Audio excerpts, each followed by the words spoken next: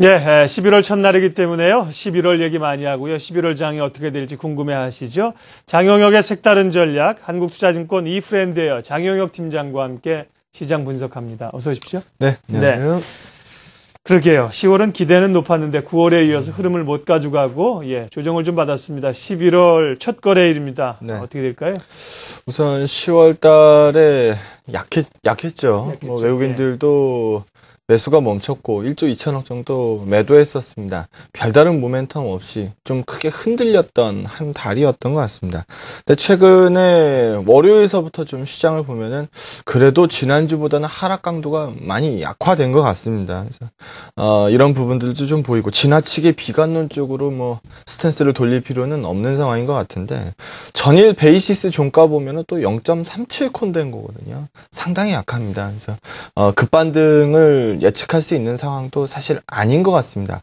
11월 시장 같은 경우에는 재료 공백이 계속 되겠죠. 아무래도 QE3가 한 번에 돈을 집행하는 게 아니고 매월 400억 불씩 나눠서 집행하는 구조이기 때문에 얼마만큼 집행할 수도 알 수 없는 상황이고요. 미 대선 이슈도 있고 중국 얘기도 있고요. 스페인 구제금융 신청 했으면 좋겠다 하는데 이번 달에 실시할 거라는 확신도 사실 없는 상황입니다.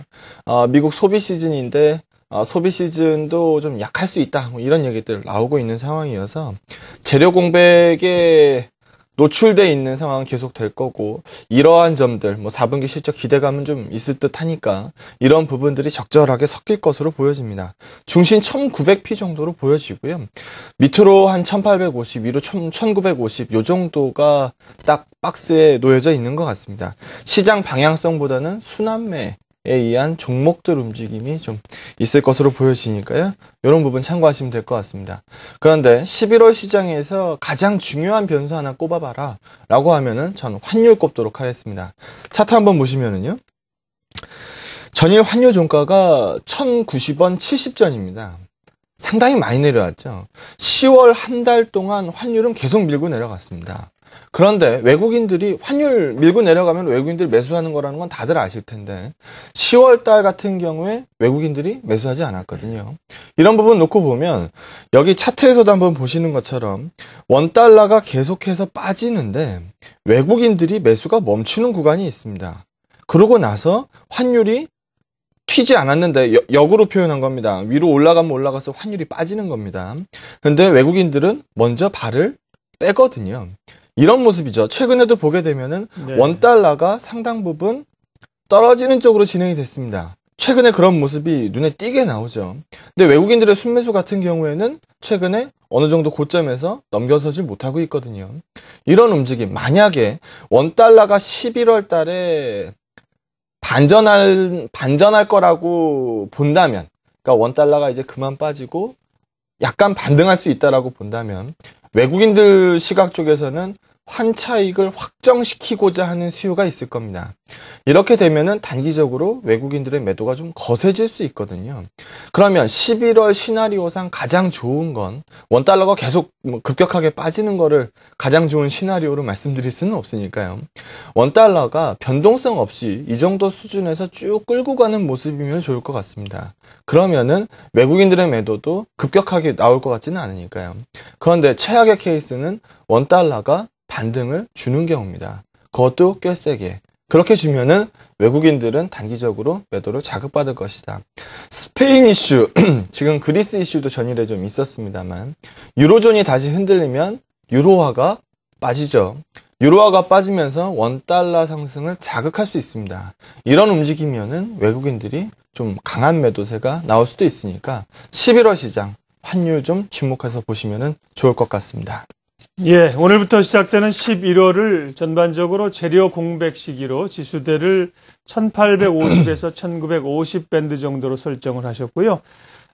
환율을 중요한 변수로 얘기하셨습니다. 결국 이제 외국인 매수세를 조금 불안하게 만드는 요인이고요. 그 공백을 이제 기관들이 메워줄 수 있느냐, 연기금들이 조금 사다가 주춤하는 것 같고, 어제는 기관 매수가 꽤 들어왔어요. 네. 지수를 올렸는데요. 네. 예, 수급 얘기 좀 해보죠. 우선 수급적으로 본다라고 하면은 드라기 이슈 전후로 해서 7월 중반서부터 9월 말일까지 9조 3천억 샀습니다. 10월 동안 1조 2천억 팔았고요. 그러면 여기서 우리가 하나 좀 생각을 해볼 거는 과연 시장이 정말 많이 빠질 것 같으면 10월 달에 1조 2천억만 팔았겠느냐라는 부분입니다. 많이 팔았겠죠. 근데 들어온 양에 비해서 많이 판 건 아닙니다. 뭐 극도의 비관론을 가질 필요가 없는 상황이다라고 보여지고요. 그럼 과연 11월에도 외국인들이 주식을 계속 매도할까라는 부분이 궁금하실 텐데 여러 가지 변수로 밀어봤을 때 그럴 가능성이 높아 보입니다. 외국인들이 급반전해서 매수를 하지 않는 이상 지수는 세게 못 올라간다고 보시면 됩니다. 왜냐하면 기관 쪽에서는 돈이 지금 많은 상황이 아니죠. 시장을 밀고 올라가기 좀 어렵습니다. 최근에 뭐 제약이나 음식료 뭐 이런 쪽에서 고가 행진 나오는 거 보실 텐데 다들 이런 거 기관들 쪽에서 제한된 자금으로 수익률 게임 돌리다 보니까 나오는 현상들입니다. 외국인들이 앞으로 환율에 상당 부분 달려 있다라고 말씀드렸으니까 이런 부분 보시고 좀 주목할 만한 거는 연기금에 좀 기대해 보면 어떨까라는 부분인데 표 한번 보시죠. 표 보시게 되면은요, 2008년도에 금융위기 힘든 시기 때 연기금이 구원투수 역할을 톡톡히 해줬습니다. 10조 원 정도. 2009년에는 매도가 좀 있었고요. 2010년도에도 10조 원 언저리. 작년 같은 경우에는 뭐 13조 정도 나온 수치거든요. 근데 올해는요, 2달밖에 안 남았는데 1조 7천억밖에 안 됩니다. 그래서 남아있는 2달 동안에 다소 좀 매수세가 좀 쌓여준다면 연기금이 남은 2달 구원투수 역할을 좀 해줄 가능성이 좀 있지 않을까라는 부분에 기대하시는 분들도 꽤 있습니다. 외국인들이 매도를 낸다라고 하면 투신이 받아주기 어려운 구조입니다. 연기금이 구원투수 역할을 해줄 경우 시장은 생각보다 좀 견조한 흐름을 유지할 가능성이 매우 높아 보입니다. 네. 뭐 투신이나 운영 쪽보다는 역시 기관 수급은 기대한다면 연기금 쪽이고요. 11월장 그렇게 본다면 위쪽으로 크게 올라갈 만한 재료도 없고 아래쪽으로도 어느 정도는 지지선이 받쳐주면 결국은 종목인데 종목이 참 애매해요. 지금 이제 소형주는 어쨌든 부담스러운 국면이고 대형주를 가자고 하니 아직까지 뭐 탄력 있는 쪽 실적도 나오지 않고 그러니까 어제 보면 뭐 제약주 뭐 이런 게 좀 오르고 그러더라고요. 종목 전략 좀 세우겠습니다. 우선 표 보면서 진행하도록 하겠습니다. 과연 지금 1900P가 비싸냐라는 부분을 한번 생각해 보시면 우리가 금융위기 터졌을 때도요. 밸류에이션은 8배 수준 뭐 약간 무너지는 경우도 있긴 했습니다만 뭐 그럭저럭 잘 버텼습니다. 근데 지금 지수가 1900이거든요. 비싸 보이는 분이 계시는 것 같아요. 그거는 밸류에이션 테이블로 보게 되면은 비싼 지수는 아닙니다. 아직 9배도 안 되고 있는 상황이고요. 물론 이게 기업의 어닝을 바탕으로 해서 만들어지는 거기 때문에 예측치가 급속하게 뭐 떨어진다라고 하면은 밸류는 높아지겠죠. 그래서 그런 그 불확실성은 있습니다만 지금 시가총액 최상단 부분 뭐 삼성전자나 현대차그룹이나 이런 쪽들에서 보면은 어닝 구조가 나쁜 상황은 아닙니다. 오히려 뭐 종목 접근은 이런 식으로 하시면 좋을 것 같아요. 필수 소비재입니다. 필수 소비재면 이 안에 뭐 있겠습니까? 뭐 KTNG라든지 뭐 오리온이라든지 CJ 제일제당이라든지 이런 쪽 들어 있습니다. 근데 표에서 보시는 것처럼 상대 강도 면에서 다소 좀 무리한 수준까지는 와 있는 것 같거든요. 지금 싸다라고 말할 수 없는 단계입니다. 빙그레 차트 보면은 참 논란의 여지가 많겠지만 굉장히 강하다라는 느낌이 듭니다. 방어주인데 방어주 같지 않다라는 느낌을 받아요. 건강입니다. 이 제약주도 상당 부분 포함되어 있는데 전일에 중소형 제약주도 굉장히 강했죠. 네.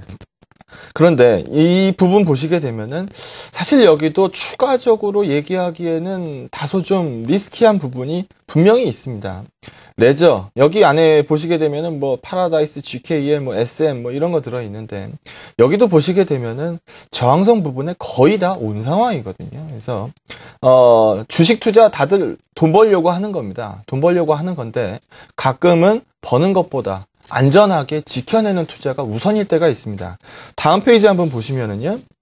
어디서 지켜내야 되겠느냐라는 부분에 대해서 아이디어를 드리는 건데 10월 한 달 동안 움직임 보시게 되면 맨 처음에 대형주들은 빠졌습니다. 상대적으로 중소형주가 굉장한 아웃퍼폼을 띄었죠. 이게 상당 부분 진행됐습니다. 근데 10월 말 정도에 갔을 때 급격하게 위축됐거든요. 급격하게 위축되는 동안에 대형주는 섰습니다. 안전한 투자를 생각하신다라고 하면 시가총액 떨어지는 쪽보다는 시가총액 큰 쪽에서 관심권을 유지하시는 게 좋아 보입니다. 소비 관련돼서 주목할 만한 대형주들이죠. 물론 지수가 지금 윗방향으로 열리지 않았기 때문에 삼성전자, 현대차 뭐 많이 사라라고 말씀 세게 못 드립니다. 하지만 관심 가질 구간은 된 것 같습니다. 기관 펀드 매니저 입장에서 가장 무난한 선택, 삼성전자입니다. 여기에 대한 수요가 몰릴 수도 있다. 전일 LG화학 반등 나오는 거 보셨을 겁니다. 지금 당장 매수하라는 얘기 아닙니다. 순환매 성격으로 기다리다 보면 이렇게 간혹 가다가 오르는 쪽들이 발생된다. 순환매 성격이라고 보시면 될 것 같고요. 만만한 가격대 찾으신다라고 하면은 LG 괜찮은 것 같습니다. LG전자 호재 입어서 최근에 좀 분위기 좋았거든요. 대표적으로 할인율이 높은 지주사니까 긍정적이고요. 한 종목 좀 말씀을 드리면 NHN입니다. 모바일 관련돼서 관심 많으시죠? 얼마 전에 카카오톡에서 게임 센터 열고 나서 뭐 상한가 퍼레이드 열렸던 거 아마 보셨을 겁니다. 일본 인구가 1억 3천입니다. 그 중에서 스마트폰 인구는 아직 그렇게 많지 않은데요. 3,200만의 가입자를 NHN의 라인이라는 모바일 플랫폼이 갖고 있습니다. 일본도 스마트폰 보급률이 늘어나겠죠. 그렇게 되면 스마트폰 보유자의 83%가 라인 가입자입니다. 이런 부분들이 앞으로 주목받을 거다. 우리 한국 인구 5천만입니다. 일본에서 승부를 걸고 있는 라인 서비스 매우 긍정적으로 보도록 하겠습니다. 버핏이 그런 얘기를 했습니다. 투자의 두 가지 원칙을 제시할 수 있는데 1원칙은 뭐냐? 절대로 잃지 않는 거. 2원칙은 뭐냐? 제1원칙을 잘 지키는 거. 11월장 또 만만치 않을 텐데요. 장영혁 팀장도 지키는 투자 쪽에서 접근하자고 하셨어요. 한국투자증권 이프렌드예요. 장영혁 팀장 함께했습니다. 고맙습니다. 네, 감사합니다.